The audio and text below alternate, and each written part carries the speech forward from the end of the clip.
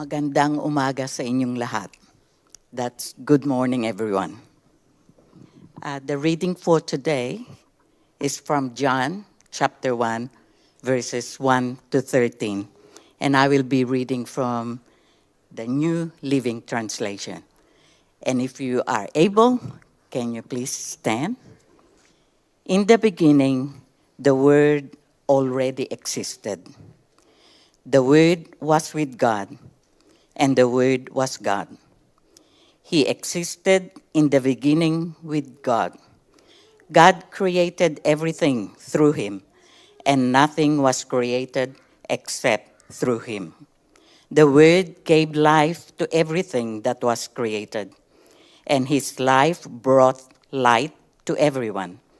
The light shines in the darkness, and the darkness can never extinguish it. God sent the man, John the Baptist, to tell about the light so that everyone might believe because of his testimony. John himself was not the light. He was simply a witness to tell about the light. The one who is the true light, who gives light to everyone, was coming into the world. He came into the very world he created, but the world didn't recognize him. He came to his own people, and even they rejected him. But to all who believed him and accepted him, he gave the right to become children of God. They are reborn not with physical birth in resulting from human passion or plan, but a birth that comes from God. This is the word of the Lord. Kia ora koutou katoa. I'm Nigel, one of the pastors here, and it's my privilege to start us off this Advent time, which is a time of waiting for Christ's coming, with our series, which will carry through to the end of January, called God in the Flesh, Encounters with Jesus, based in the Gospel of John, chapter 1.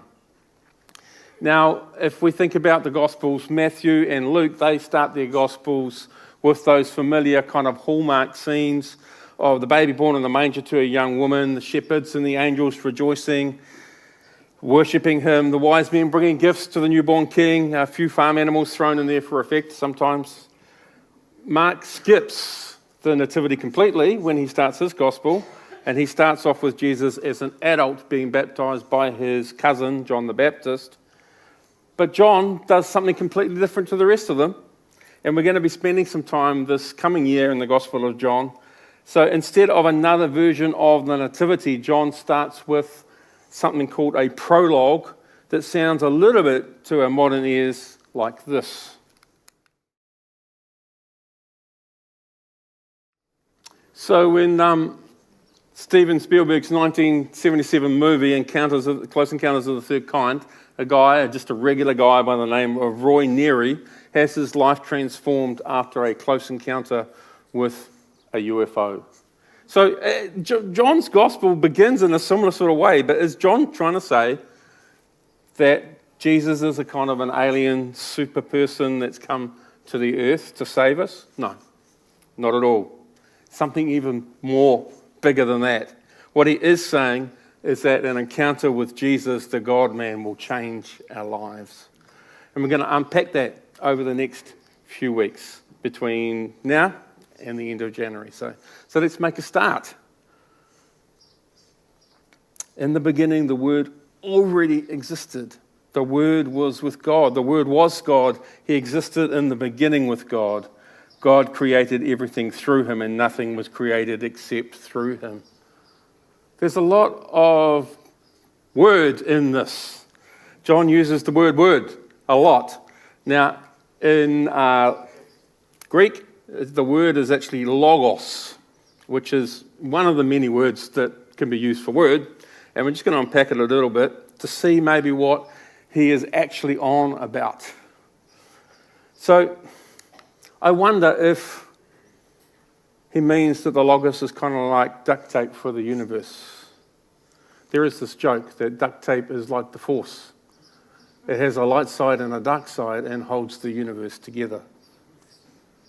Now, certainly the first readers of John would be aware that in Greek philosophy, logos refers to the underlying principles that hold the universe together, a bit like the Force in Star Wars. And that kind of works for New Zealanders because most of us are functioning Jedis anyway, aren't we?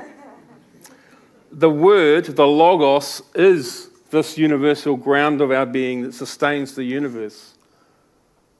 But I think he's on about a bit more than that, because this kind of leaves the word as a detached and impersonal thing. Yet there is a sense of the cosmic, eternal, and divine logos in John's opening, and each step is more intense from the previous one. The word first exists before creation comes into beginning. Then it has a special relationship with God, and finally it is the very nature of God himself. But there is more to the word holding the universe together, because God also created everything through him.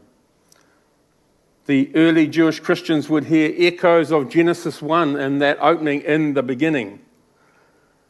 And if you remember back to Genesis 1 verse 3, we hear the word of God speaking. When God said, "Let there be light," and there was light. God saw that the light was good, and he separated the light from the darkness.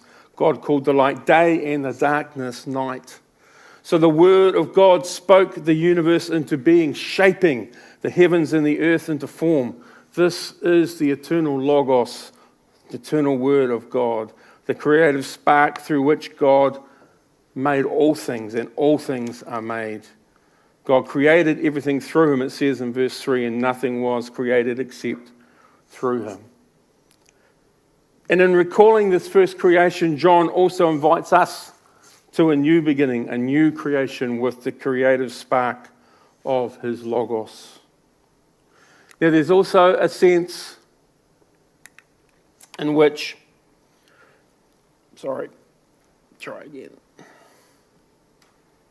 There's also a sense in which the logos is the personal communication of God. If you look up the word logos in a dictionary into English, you'll find a number of words that it relates to, or senses of what this word is. And one of them is this idea of the content and also the communication of a message. So if you put this in context, Brunner, he says Jesus is the personal communication of God. Now, can you imagine the God of the universe wanting to communicate with the people he has made? He could write a library of books. In fact, sometimes we refer to the Bible as the Word of God. Why do we do that? Because God reveals himself in the message that it contains. But what if we could actually see God in the flesh and hear his words out loud? Well, Ignatius of Antioch says that Jesus Christ is the word in which God broke his silence. Jesus is God's personal communication to us, God's self-revelation. And I've kind of let the cat out of the bag because I've said that the word is not a force but a person. The word is actually the person of Jesus. He existed in the beginning with God. Nothing was created except through him. You can hear that personal pronoun being used. And remarkably, John's usage combines both the Jewish and the Greek concepts, but dramatically subverts these ideas by presenting the Logos as a personal creator. He takes this familiar concept and gives it a surprising twist, declaring that the Word is not an impersonal force, but God himself who came in the form of Jesus. This is the splendor and the humility of the incarnation. Now, that word incarnation, when you read it in English, you've got to kind of go, look the definition up, right? In some other languages, like I speak Spanish, it makes a lot more sense. Incarnación, or is the in is kind of in, carn is like carne or meat. So it's kind of God with flesh on. God in the flesh, and the action is the incarnation, the becoming God becoming in the flesh.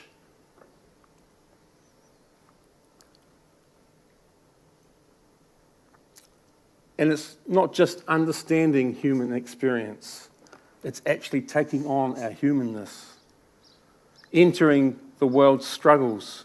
Jesus experienced our human reality in a physical body.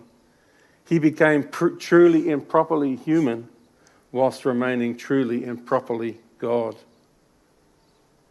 And this personal God seeks a relationship with us through the revelation of the eternal Logos, the eternal Word of God. Jesus who fully reveals God to us. And that same Jesus wants to meet me and you and be in a relationship with us. And recognizing and meeting Jesus makes a huge difference in our lives. Now, John doesn't stop there. He says the Word gave life to everything that was created, and his life brought light to everyone. The light shines in the darkness, and the darkness can never extinguish it. God sent a man, John the Baptist, to tell about the light, so that everyone might believe in his testimony. John himself was not the light. He was simply a witness to tell about the light. The one who is the true light, who gives light to everyone, was coming into the world. You can hear the real repetition of both word and light there. And so the Logos is also the life light. Now, I remember completely buzzing out when I first saw that first lightsaber scene in Star Wars back in 1977. How old am I, right? There have been better choreographed fights in the more recent Star Wars movies, but that one was the first one, and it was unique in its time. In the same way, the Word is not just a light shining in the darkness, but it is the light, the life-giving light. And I like the way the message renders it. The life light blazed out of the darkness, and the darkness could not put it out. You see, light is exposing, brilliant, radiant, clear. Light changes the shape of every room it enters. The shadow places of my life and my heart are open before the presence of God, who came with tender mercy, carrying light and life. This light shines in the darkness, changing my world, changing my home, changing me.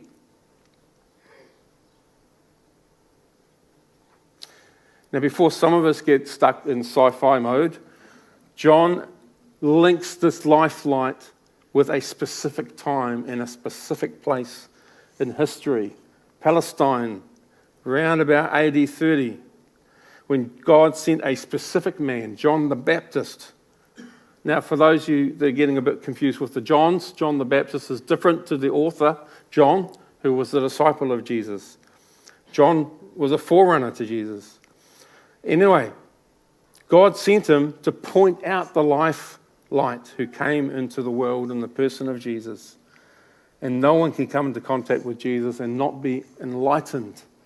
This idea of light brings with it the idea of enlightenment, of truth and life being revealed to us. If God turned up today in the person of Jesus Christ in flesh and blood, materialized here before us, would we recognize him? I hope so. Because John 1 verse 10 says he came into the very world he created, but the world did not recognize him. He came to his own people, and even they rejected him. When he came into the world, the people he created, also known as the world, didn't even notice him. They'd be like, it's pretty hard to notice the candle there in the corner. He came home to his own people who should have known him. And perhaps they did notice him because they had the Torah, the scriptures that pointed to Jesus. They didn't receive him. They did not welcome him. In fact, they mostly rejected him. And spoiler alert, if you haven't read all the Gospels, they snuffed his life out. They killed him. Double spoiler alert. He comes alive again, I hope. Light. Oh, yes. Little flicker. It's coming alive. You get my point. It seems that being human doesn't automatically mean that we have a close encounter of the Jesus kind. Neither does having access to the entire history in the Bible automatically make us a Christian. Likewise, our world is inundated with an unprecedented amount of data, but you can only read the Herald online or watch cat videos if you actually connect via a device. Or if you're a little bit older like me and still listen sometimes to the radio, there are radio waves all around us, but we can't perceive them. We can't hear the news until we tune in on our radio receiver, or once again on our phone, on the hour to receive the news. In the same way, to have a life encounter with Jesus, we have to tune in and connect to Jesus. We have to receive him. We have to believe in his name. And this is how John puts it in verse 12. To all who received him, who believed his name, he gave the power to become children of God. It's only God's grace that allows us to see the light. But there is light enough for everyone, yet not every person is yet open to receive it. In choosing to believe in Jesus, we experience the miracle of a new start at life, a new birth that comes from God. In the incarnation, God came to live with us. Are you as amazed as I am that we get to know God? We can know God by knowing Jesus. Now, some people see Jesus as just an exemplary man. Someone to be admired but not worshipped. Someone to be followed but not obeyed. Someone who is inspiring but not incarnate.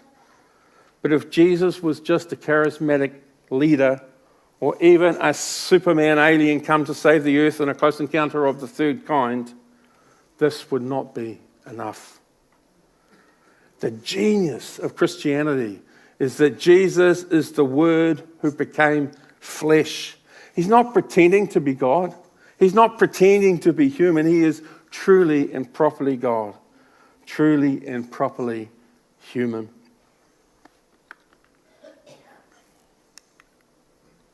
So the incarnation means that we can have real knowledge of God, because God reveals himself to us in the life of Jesus. God comes to us as Jesus. Emmanuel is another name that one of the other Gospels gives him. God with us.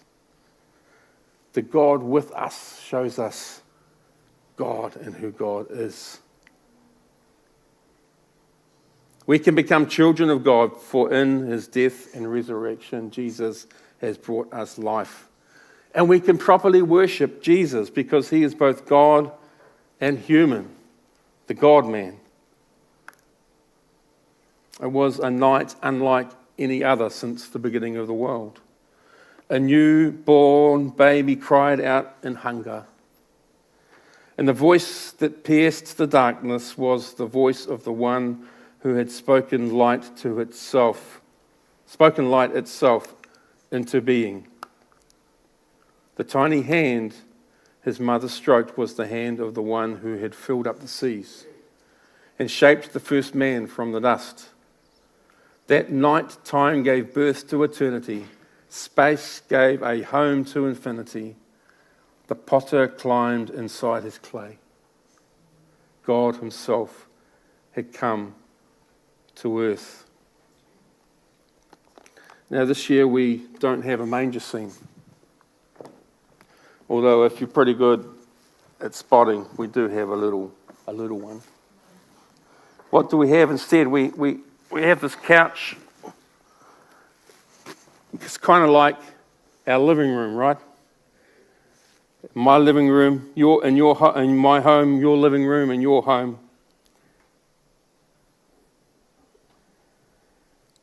Our lounge, if you wish. And the God-man, Jesus, wants to come home. Home into our living rooms and into our lives this Christmas. He wants to sit on the couch with you. He wants to talk with you, eat with you. And the question to each of us is, will you notice him? Will you recognize him? Will you receive him? Will you welcome him in? Will you believe in his name? Do you desire a close encounter of the Jesus kind?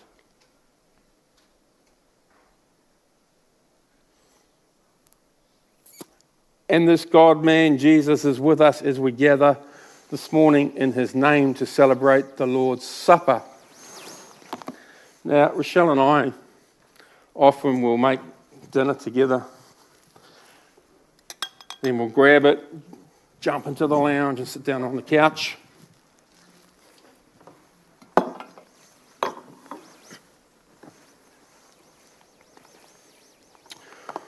What if today, as we take communion, we kind of reverse our thinking a bit? And yes, it is the Lord's Supper, but it's also our supper. You remember the story of Cleopas and his wife, who were followers of Jesus, and Jesus had died and come alive again, but they didn't know that he was alive. And they were walking home towards Emmaus, and Jesus walks with them, and they talk about Jesus, even though they don't recognize that Jesus is with them. And they come to the village, and Jesus sort of pretends he's about to leave and carry on, and they offer him hospitality. They offer him a room and some food, and so he stays with them. And as they sit down to eat, it says in Luke 24, verse 30, Jesus took the bread, and he blessed it, and he broke it, and he gave it to them. And suddenly, their eyes were open, and they recognized him. Suddenly, their eyes were open, and they recognized him. So today, as we eat and drink, not only do we remember Jesus, but we recognize him, and we receive him into our church, into our homes, into our lives. And we believe in his name. We encounter him in our bodily human reality, as he too is the Word made flesh. Returning to John's Gospel, in John 6:35, Jesus says, I am the bread of life. Whoever comes to me will never be hungry again. Whoever believes in me will never be thirsty. So as we do the very physical acts of eating the bread and drinking from the cup, which is his blood poured out for us, as we do that, we receive life for our whole being, body, soul, and spirit. For Jesus is the bread of life, and he fills our emptiness, and he satisfies our desire for meaning, and he brings complete wholeness to our lives. That is my prayer for us this morning, that we would invite him not only into our homes, not only into our church, but into our lives, and be changed by him. So can I invite, it's just like, when you're around the family table, everyone pitches in, right? So here's the family table.